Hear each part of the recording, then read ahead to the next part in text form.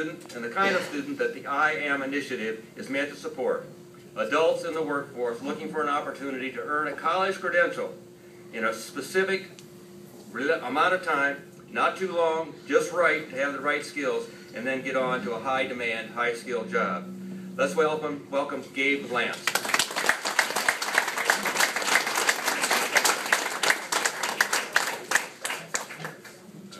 Well, I was asked to briefly speak about my experiences in Afghanistan and Iraq and kind of what brought me here to DMAC. So I'm going to start with about the last 4 years or so. And I didn't have much time to prepare this, so forgive me if I'm reading this a little bit. In 2004 is when I joined the National Guard, and that was to help me pay for college at a technical school. With federally subsidized loans driving the cost of education higher every year, I needed extra assistance to help pay for college because my parents were too poor to give me anything.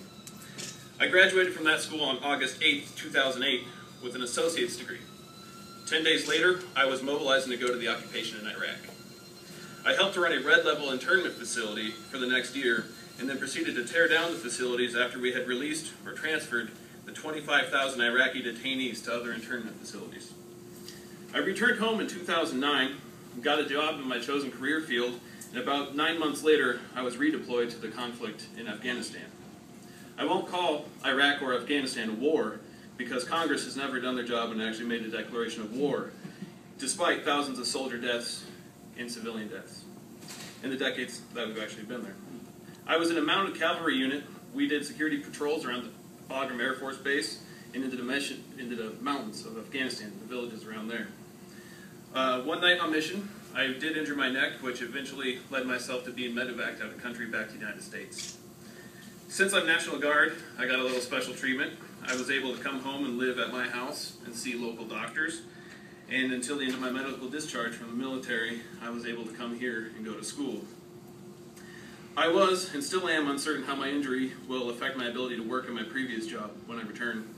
So I decided that welding, being a hobby of mine, might also be a decent trade to have as a backup skill to increase my career goals. I see a lot of potential in the welding field here in America, but I do not see potential being used by watching manufacturing jobs get sent overseas because of overzealous regulations and the highest corporate tax rate in the world.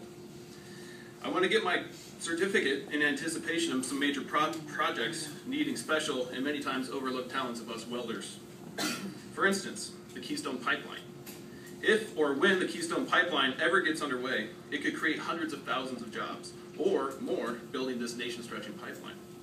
We would need foundry workers to make the pipes, welders to join them, construction companies to compact the ground for pipelines, the transportation companies to ship the steel to and from the work zones, the natural and local economic benefits of hundreds of workers flooding small towns to buy lunch on break, get gas, or a hotel room. The extra refineries that would need to be built would especially require more welders. The new influx of oil would need to be transferred to new refineries and even distributed to the rest of the world. Based on this and the thriving welding opportunities in South Dakota at the oil fields there, I see welding as nothing but a career field with an exponential increase in demand for well-trained, skilled workers looking to rebuild America if the environment to encourage hiring is actually created. That's why I chose the DMAC welding program, labeled as the best welding program in the state of Iowa. Due to the efforts of our program head and instructors, we are able to get more physical stick time in this program than any other program in Iowa.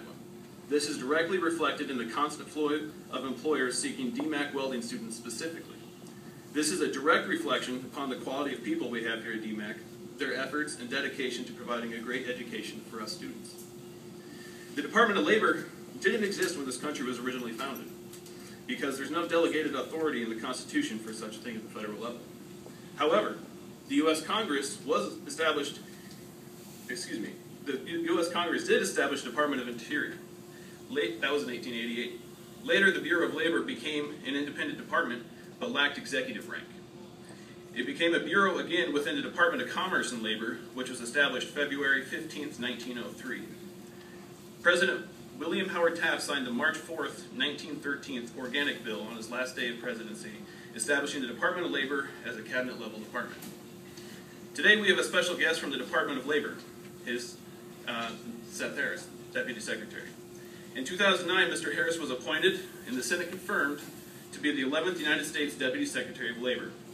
In that capacity, he serves as a line manager overseeing the work of 28 different agencies and offices and nearly 18,000 men and women from across the country who work each and every day to prepare the workforce tomorrow, enforcing all workplaces to be safe, fair, healthy, and diverse.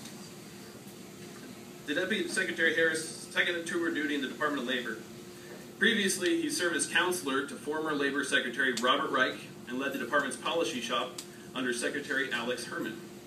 Today, he works with Secretary Hilda Solis to promote the President's agenda. Before joining the President's administration, Mr. Harris was a professor of law at the New York Law School, where he directed labor and employment law programs. He was an advocate for people with disabilities and their families, having served as a senior fellow for the Life Without Limits project at the United Cerebral Palsy Association.